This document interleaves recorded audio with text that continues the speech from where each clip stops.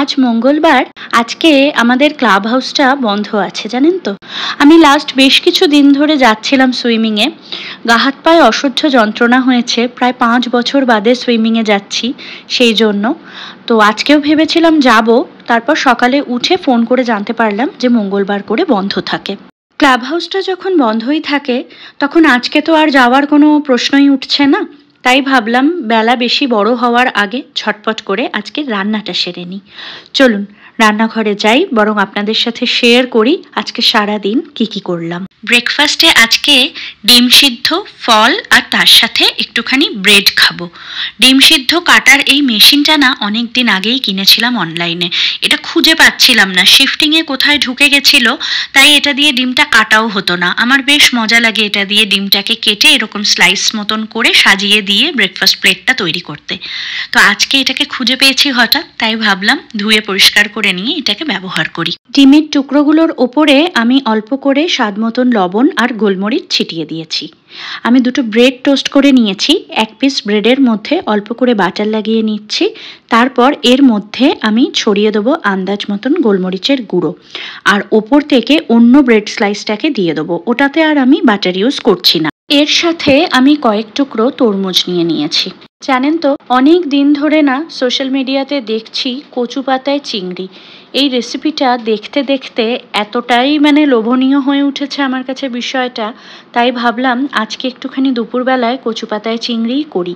তবে আমি ভাপিয়ে করব না, কারণ আমি পার্সোনালি ভাপা জিনিসগুলো না অত পছন্দ করি না।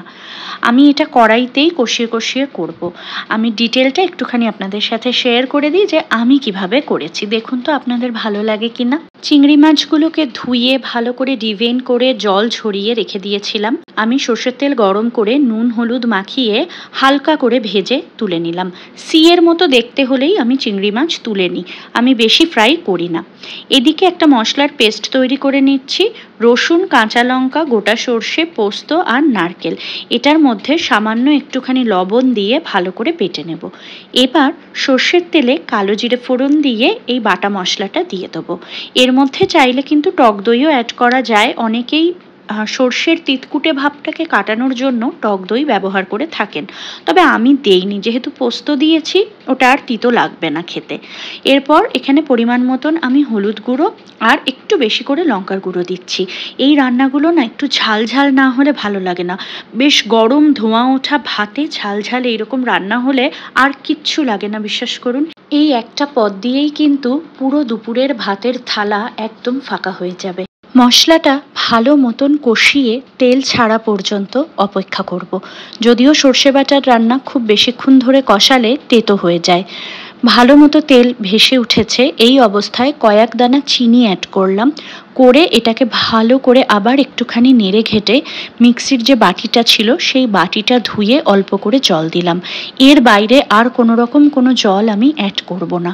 চিংড়ি মাছগুলো ভেজে তুলে রেখেছিলাম সেগুলোকে অ্যাড করে দিলাম, আর আগে থেকে ভাপিয়ে রাখা কচু পাতাগুলোকে ভালো মতন এর সাথে মিশিয়ে দিলাম। আমি ফুটন্ত গরম জলে কচু পাতাগুলোকে কুচি কুচি করে কেটে বেশ কিছুক্ষণ ডুবিয়ে রেখেছিলাম, ওই ধরুন মিনিট 3-4। তারপরে তুলে জল ছেঁকে রেখে দিয়েছিলাম। রান্নাটা শেষের পথে বেশ কিছুটা চেঁড়া কাঁচা লঙ্কা অ্যাড করে দিলাম, আর একদম শেষে এর মধ্যে আমি একটুখানি কাঁচা সর্ষের তেল অ্যাড করে দিয়েছি। যে কোনো সর্ষে পোস্ত বাটার রেসিপিতে কাঁচা সর্ষের তেল লাস্টে কিন্তু আমি অ্যাড করি। এটা আমি আমার মা, দিদিমা, মাসি এদের থেকেই দেখে শিখেছি। ব্যাস হয়ে গেছে কচু পাতায় চিংড়ি। এই রান্নাটা কিন্তু গরম ভাতের সাথে দুর্দান্ত লাগে খেতে। চলুন একটু ডালটাও ফোড়ন দিয়ে নিই। মা মটর ডাল আর আম সেদ্ধ করে রেখে দিয়েছে। মা স্নান করতে গেছে, তাই আমাকে বলেছে একটু ফোড়ন দিয়ে দিতে। গোটা সর্ষে আর শুকনো লঙ্কা সর্ষের তেল গরম করে তাতে ফোড়ন দিয়ে সেদ্ধ করে রাখা মটর ডাল আর আমটা একসাথে হলুদ দিয়ে নেড়ে ঘেটে আমি দিয়ে দিয়েছি। এরপর এতে স্বাদ মতো নুন আর মিষ্টি অ্যাড করছি। তার সাথে কয়েকটা চেঁড়া কাঁচা লঙ্কা দিলাম গন্ধের জন্য। টক ডাল কিন্তু আমাদের বাড়িতে একটুখানি টক মিষ্টিই খাওয়া হয়, একদম টক কিন্তু খাওয়া হয় না। আমরা সামান্য মিষ্টি টক ডালে অবশ্যই দিই এবং সেটা ভীষণ ভালো লাগে খেতে আমাদের। গরমকালের সবচেয়ে শ্রেষ্ঠ খাবারগুলোর মধ্যে বোধহয় এই খাবারটাও একটা অন্যতম শ্রেষ্ঠ খাবার। টক ডাল, এটা কাঁচা আম শরীরকে ঠান্ডা রাখতে ভীষণভাবে সাহায্য করে। হয়ে গেছে টক ডাল। টক ডালের সাথে মা একটুখানি আগে থেকেই পটল আর কাঁকরোল ভেজে রেখেছিল মুখে দিয়ে খাবার জন্য। ভিডিও এডিট করতে করতে সন্ধে হয়ে গেছে। সন্ধেবেলায় একটু মাখানা ভেজে নিচ্ছিলাম আর তার সাথে একটু চা করছিলাম। মাখানা শুকনো খোলায় ভালো মতো ভেজে নিয়ে একদম দু ফোঁটা ঘি, এই ঘিটা আমি ঘরে বানিয়েছি জানেন তো, এই ঘিটা দিয়ে দিলাম আর এর মধ্যে স্বাদ মতন লবণ অ্যাড করে দিয়েছি। এইভাবে মাখানা ভেজে খেতে আমার ভীষণ ভালো লাগে। আর ওদিকে তো দেখলেনই কড়া করে দুধ চা, যদিও সেটা চিনি ছাড়া। ব্যাস, চা হয়ে গেছে। আর এই যে ট্রেটা, এই ট্রেটা দেখিয়েছিলাম মনে পড়ে, নতুন কিনেছিলাম, আজই কিন্তু প্রথম ব্যবহার করছি। আজকের ভিডিওটা আপনাদের কেমন লাগলো আমাকে অবশ্যই কমেন্ট করে জানাবেন।